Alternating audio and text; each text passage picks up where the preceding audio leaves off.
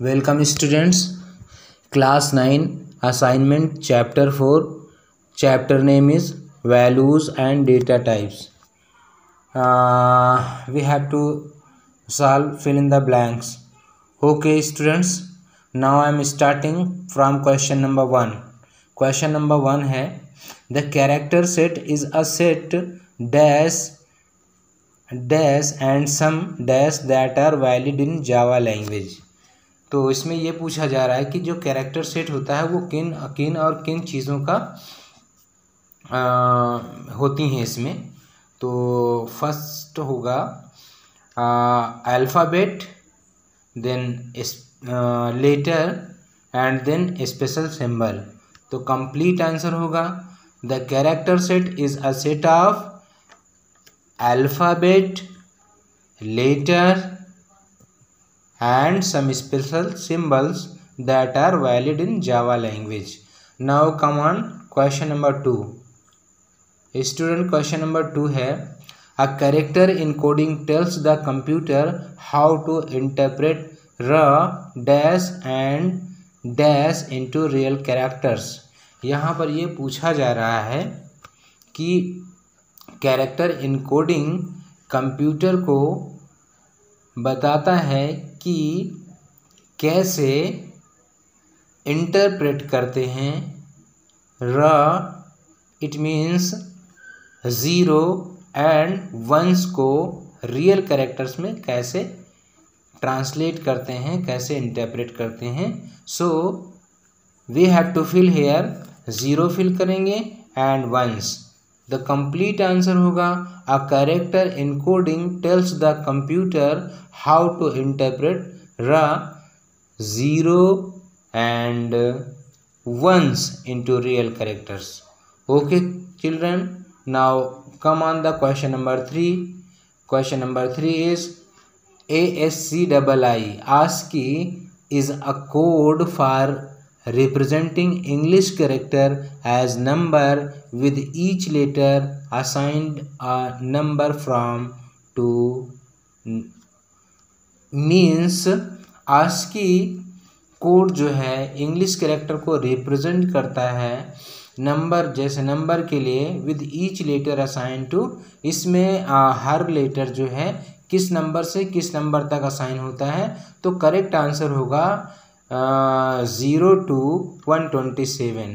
सो हम यहाँ पे फिल करेंगे from 0 to 127। This is the correct answer. Now next question पे चलते हैं। हमारा क्वेश्चन नंबर 4 है Java dash are the smallest individual dash और smallest dash of a Java program. Students, जैसा कि आप देख रहे हैं ये क्वेश्चंस स्मॉलेस्ट इंडिविजुअल यूनिट मतलब टोकन से रिलेटेड है। तो टोकन से रिलेटेड है तो यहाँ आंसर जो फिल होगा वो क्या होगा, जावा टोकन्स। यहाँ टोकन्स फिल करेंगे। Java tokens are the smallest individual dash में यहाँ फिल होगा बिल्डिंग ब्लॉक और स्मॉलेस्ट इस डैश में होगा unit of a Java program. The complete answer will be Java tokens are the smallest individual building block और smallest unit of a Java program. Okay, now we will go on question number 5. Our question number 5 is keyword are the dash word that has a special predefined purpose in a Java program. तो हम यहाँ क्या fill करेंगे, तो keywords क्या होते हैं, keywords reserve word होते हैं। तो we have to fill here keywords are the reserved word that has a special predefined purpose in a Java program. Means keyword जो है रिजर्व वर्ड होते हैं जिसका ऑलरेडी जावा प्रोग्राम में प्रीडिफाइन मीनिंग प्रीडिफाइन होती है, उसका पर्पस प्रीडिफाइन होता है। तो ये आंसर होगा question number 6. Question number 6 is identifiers are use to identify any user defined dash dash are dash in Java. तो what you will fill here. So identifiers क्या होते हैं स्टूडेंट्स, मैं बता दूं आपको। आइडेंटिफायर्स ये होते हैं कि हम वेरिएबल्स का नाम और मेथड का नाम और क्लास का नाम यूज़र देता है, तो वो वही आइडेंटिफायर होते हैं। तो यहाँ पे ये पूछा जा रहा है कि identifier are use to identify, identifier जो है आर यूज टू आइडेंटिफाई करने के लिए प्रयोग किया जाता है किसी भी user define variable, method, class in Java. तो करेक्ट आंसर होगा फर्स्ट डैश में वेरिएबल्स, सेकेंड डैश में मेथड और इस डैश में क्लास फिल होगा। This is the correct answer. Now come on the question number 7। The type float specifies.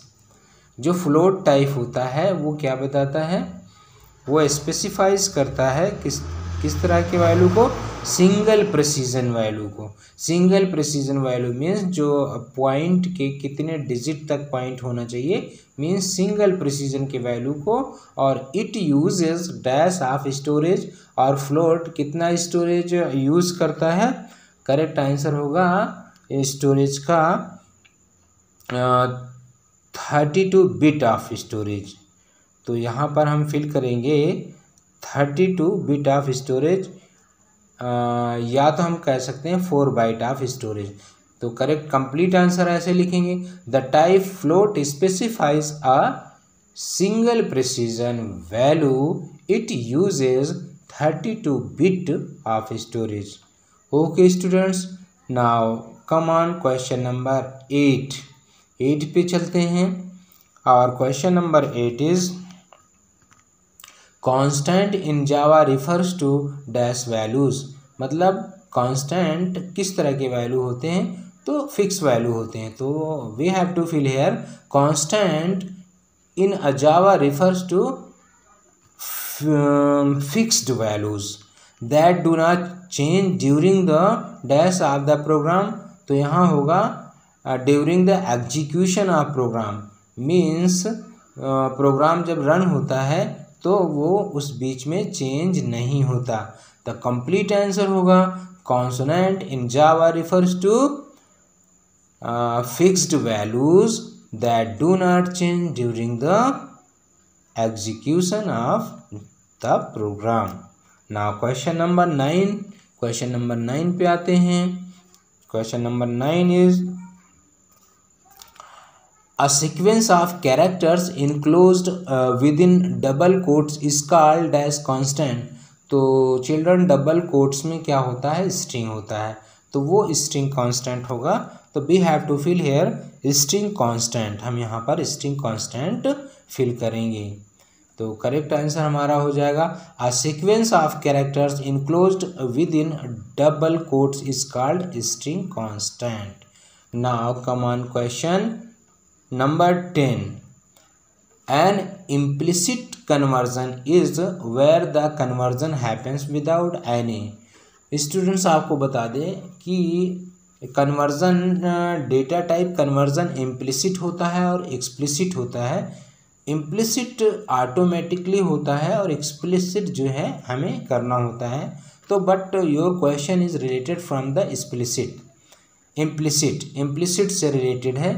तो इसका जो करेक्ट आंसर होगा हमारा an implicit conversion is where the conversion happens without any. It means implicit conversion वो conversion है जहाँ पर programmer के बिना इंटरवेंशन के होता है। It means you will fill programmer intervention. आप यहाँ फिल करेंगे programmer intervention. Now question number 11। The variables those are declare in a class. वो वेरिएबल जो क्लास में डिक्लेयर किए जाते हैं आर नोन एज, उन्हें किस नाम से जाना जाता है। तो आपका जो करेक्ट आंसर होगा यहाँ पे वो होगा इंस्टेंस वेरिएबल। क्लास के अंदर जो वेरिएबल डिक्लेयर किए जाते हैं उन्हें बोलते हैं इंस्टेंस वेरिएबल। तो हम यहाँ पे इंस्टेंस वेरिएबल फिल करेंगे। Now question number 12, non primitive data types are dash and other complex. तो स्टूडेंट्स यहाँ पे पहले तो मैं आपको बता दूँ, primitive data and non primitive data दो तरह के डेटा होते हैं। तो दोनों तरह के जो डेटा होते हैं इसमें non primitive data types are क्या हैं, एरेज हैं, स्ट्रिंग्स हैं एंड इसमें डेटा स्ट्रक्चर, ये तीन चीज़ें फिल होंगी। तो कंप्लीट आंसर होगा non primitive data types are arrays, strings and other complex data structure. These are the answer. And students, you are to complete it, you are to prepare it, and you have to practice it for your exam. Okay, thank you students.